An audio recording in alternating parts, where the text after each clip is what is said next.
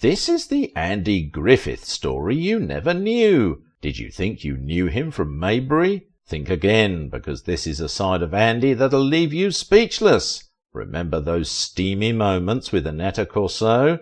Now get ready to dive into the scandalous affairs, the turbulent relationships, and the hidden elements that defined this TV legend. And oh, do you want to know what Andy really meant by "I'm not as wise as the sheriff nor as nice"?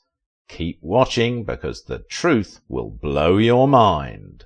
Did Andy Griffith and Aneta Corsaut have too much chemistry? As one of the most beloved TV icons of all time, Andy Griffith won the hearts of millions with his endearing portrayal of a small-town sheriff, Andy Taylor, on the hit show The Andy Griffith Show. Known for his folksy charm, quick wit, and unwavering moral compass, Griffith's character was a beacon of stability and goodness in a rapidly changing world. But despite the wholesome image he projected on the screen, it turns out that the real-life Andy Griffith was not quite the faithful husband that many of his fans might have assumed him to be. In fact, his personal life was marked by a number of rocky relationships and even some scandalous affairs. If you want to know who Andy Griffith is behind the scenes, keep watching this video. Let us take you on a journey back in time, more than 60 years ago, when a charismatic figure emerged from the depths of a small screen and won the hearts of Americans everywhere. Brace yourself for the enchanting world of Mayberry, a delightful fictional town nestled in the heart of North Carolina. It was here that The Andy Griffith Show graced our screens, leaving an unforgettable mark on the landscape of television history. At the heart of this beloved show was the incomparable Andy Griffith, who effortlessly brought the character of Sheriff Andy Taylor to life. After waving goodbye to the show, our beloved actor ventured into the wild and unpredictable world of television. He embarked on a series of thrilling yet short-lived adventures, gracing both the silver screen and our living rooms with his talent.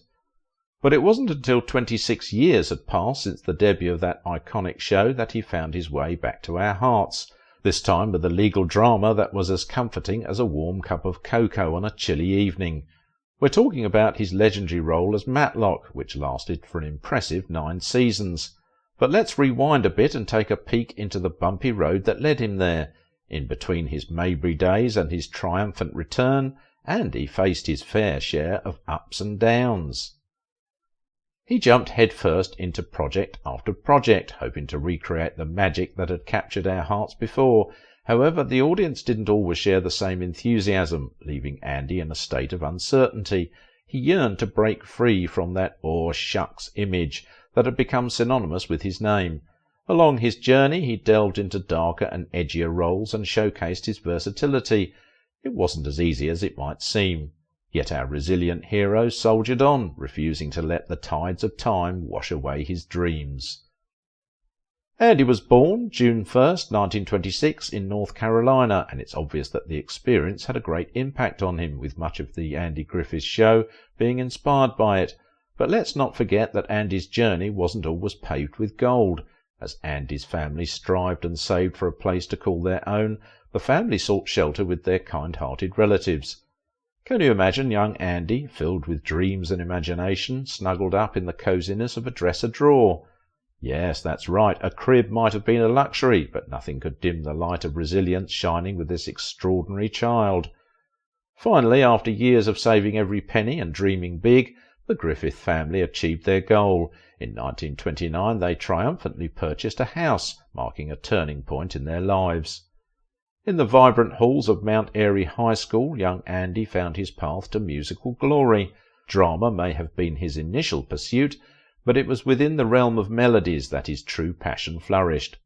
A devout Baptist, Andy discovered a wellspring of inspiration in the enigmatic figure of Reverend Ed Mickey from Grace Moravian Church. This extraordinary man not only conducted a soul-stirring brass band, but also became Andy's guide, teaching him not only the art of song, but also how to weave enchanting tunes on the trombone. With sheer determination and unwavering resolve, our young Andy scraped together every penny, finally acquiring his very own instrument. Country western melodies gracefully danced through the airwaves of his family radio, imprinting upon him a love for the genre that would endure for a lifetime. And then there were those spirited gatherings at Haymore Baptist Church, where congregants unleashed their spirit through fervent hand-clapping, joyous body swaying, and spirited singing. Additionally, he would constantly look at the musical instruments featured in the Spiegel catalogue, and then, in 1941, he saw and fell in love with the film Birth of the Blues, which, as the title suggests, is about the start of jazz. Quoting from the pages of Andy and Don, The Making of a Friendship, and a classic American TV show, Andy revealed, "I was not athletic, and I wasn't a good student, so I was kind of nobody. So when I started all this music business, I became a little somebody then." In a twist of fate, Andy's journey into adulthood took an unexpected turn at the age of 18. Just like any other young individual stepping into the realm of adulthood, he found himself obligated to register with selective services. Little did he know that this seemingly ordinary process would reveal a hidden secret within him. As the medical evaluation commenced, it turned out that years earlier, during a carefree escapade on a tire swing, Andy had suffered a treacherous fall, resulting in a herniated disc.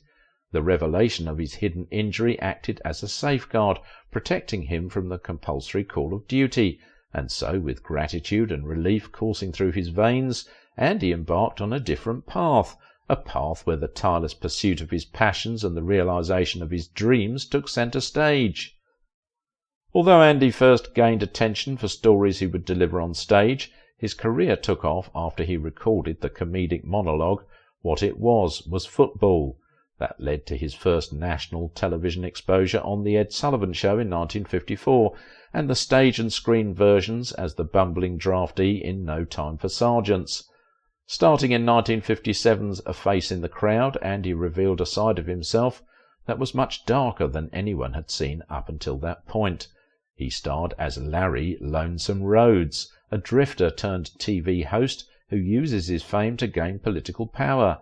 As his influence rises, his drinking, womanizing, and lust for power are hidden by his handlers. Lonesome Rhodes had wild mood swings. He'd be very happy, he'd be very sad, he'd be very angry, very depressed, Andy said, and I had to pull all these emotions out of myself, and it wasn't easy. But it was on the Broadway production of No Time for Sergeants that Andy met Don Knotts. The two of them began an immediate friendship, sparked by the fact that Andy recognized Don's voice as that of Windy Wales on the Bobby Benson radio show. They would of course co-star in the film version as well, and that experience would ultimately lead them to the Andy Griffith Show a few years later. Careers are a funny thing, oftentimes running hot and then cold before getting hot again. Andy had done remarkably well for himself with the stand-up routines and the TV, stage and film versions of No Time for Sergeants, but then things started to change. He appeared in a film called Onion Head that tanked, the audience recognising it for what it was, which was an attempt to cash in on No Time's success, and didn't do much to shake up that film's formula. And then in 1959 he returned to Broadway in the musical Destry Rides Again, which didn't fare that well. But destiny came calling from the ashes of Destry in the form of producer Sheldon Leonard, who had the idea for a series and wanted Andy for it. It was, in rough form, the concept for what became the Andy Griffith Show, the idea being they would do a pilot on one of Sheldon's other series, The Danny Thomas Show, and spring the show from there. Andy was reluctant. He wasn't crazy about the idea of the small-town sheriff, but he did like the producer and agreed, particularly because he would own half the show. The Andy Griffith Show was a loving portrait of the town where few grew up, but many wished they did, a place where all foibles are forgiven and friendships are forever.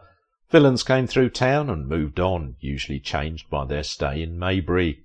With his down-to-earth charm and a sparkle in his eye, Griffith became the guiding light through the whimsical adventures of the show.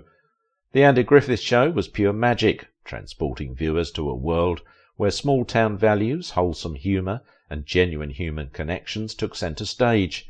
It became a cultural touchstone, a beacon of warmth and simplicity in an ever-changing world.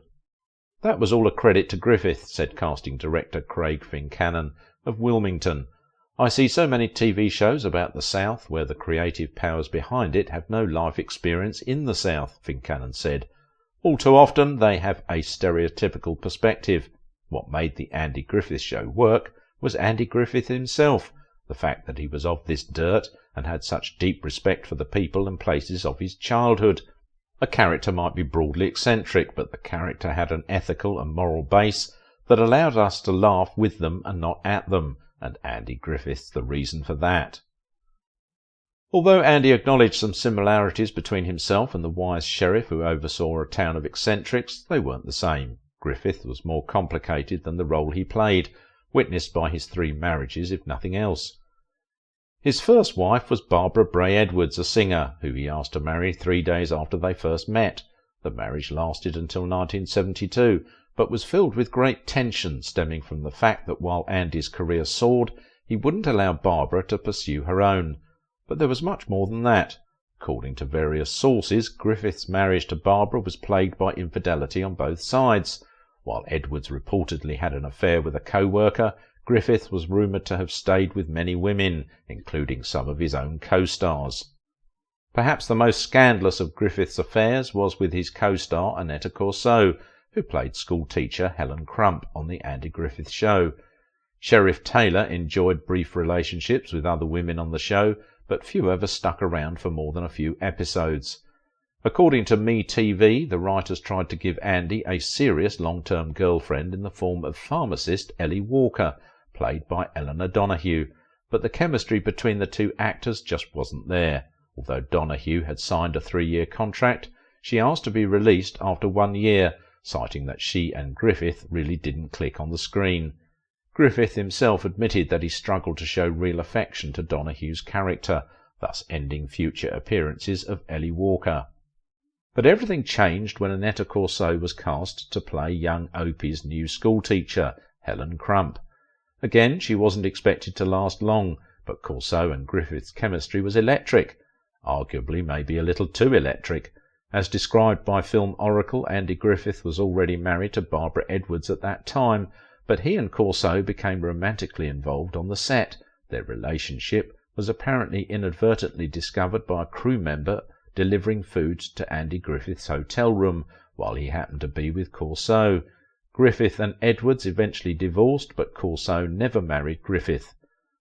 Of course, none of this detracts from Griffith's undeniable talent as an actor, nor does it diminish the legacy of the Andy Griffith Show as one of the most beloved sitcoms in TV history.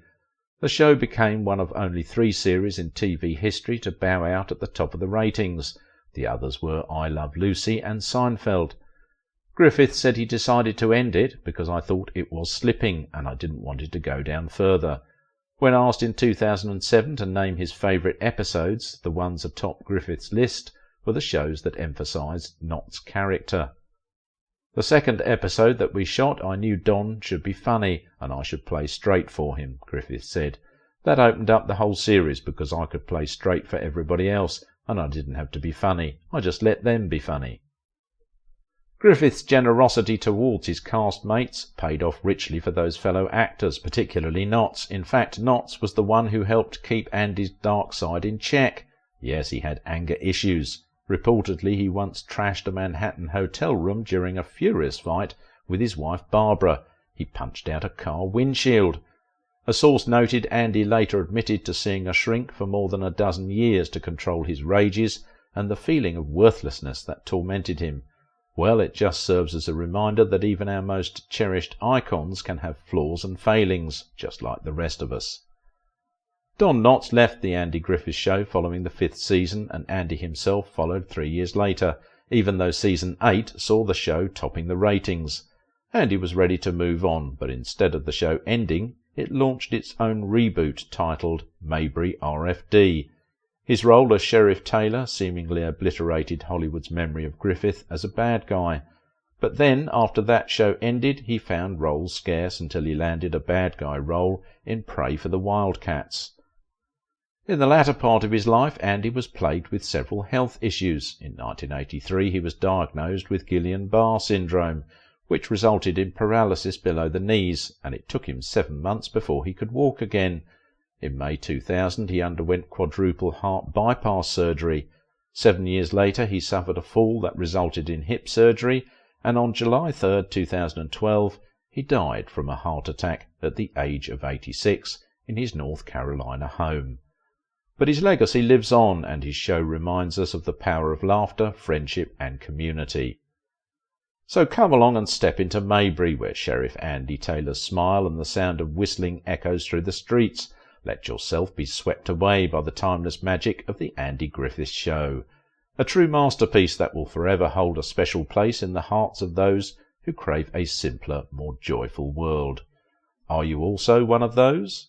Share your thoughts in the comments. If you're a fan of classic Hollywood, you won't want to miss our next video. We're delving into the intriguing story of why Charlton Heston once flirted with a man dressed as a woman. Trust me, you want to know this story.